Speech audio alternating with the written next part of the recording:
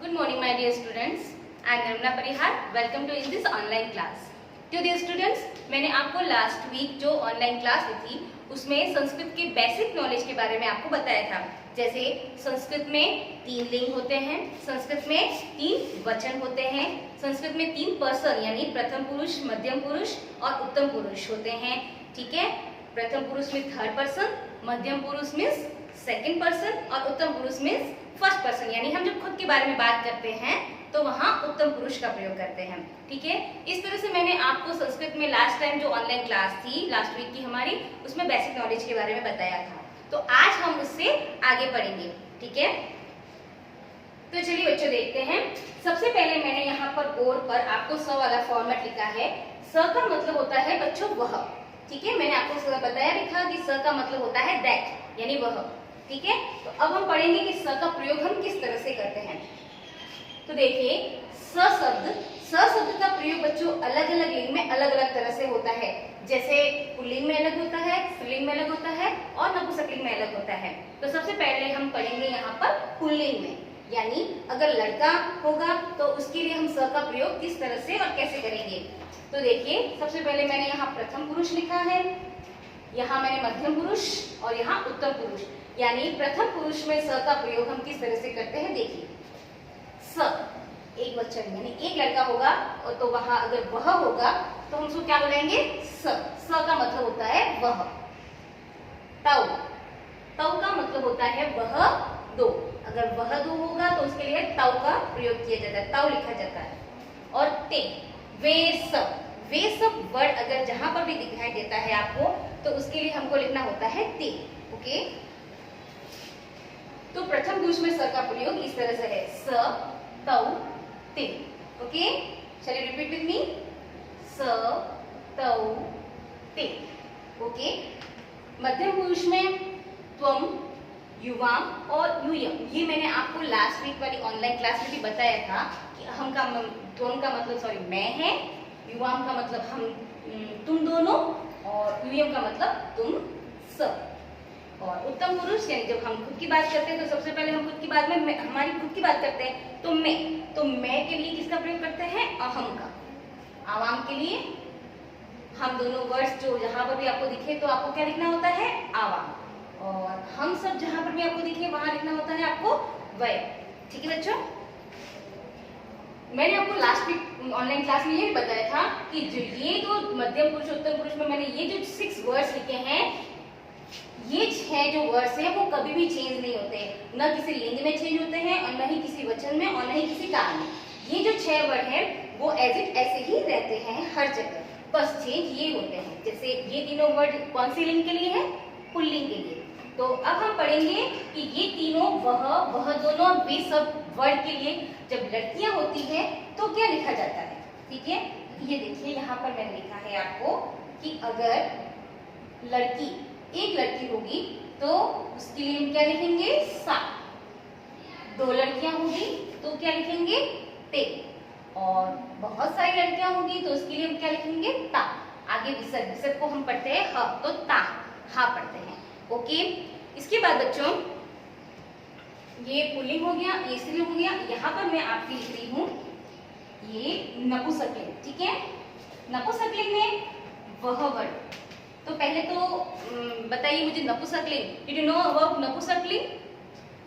I think yes, because last week वाली online class में मैंने आपको जब लिंग के बारे में बताया था तो सबसे पहले मैंने आपको बताया था पुल्लिंग, उसके बाद बताया था स्त्रीलिंग, उसके बाद बताया था मैंने आपको नपुंसकलिंग। तो नपुंसकलिंग ऐसी चीजों के लिए प्रयोग में लिया जाता है जो नॉन लिविंग थिंग्स होती है, यानी जो श्वसन क्रिया नहीं कर पाती है। ओके, तो नपुंसकलिंग में वह के लिए हम क्या लिखते हैं, तत् का मतलब होता है वह।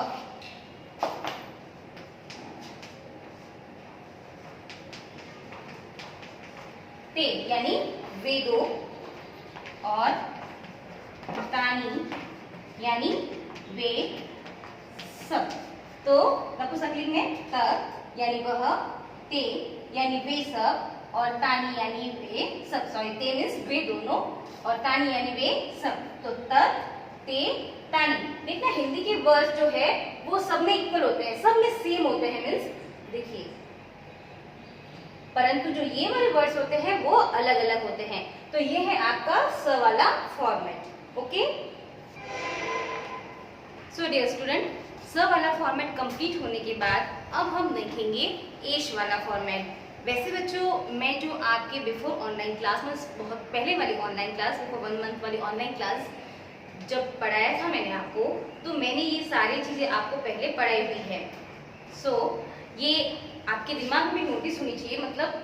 और अभी जो मैं आपको पढ़ा रही हूँ that is for only revision, because till now the book is not available, so I am teaching only grammar. So now एश वाला फॉर्मेट।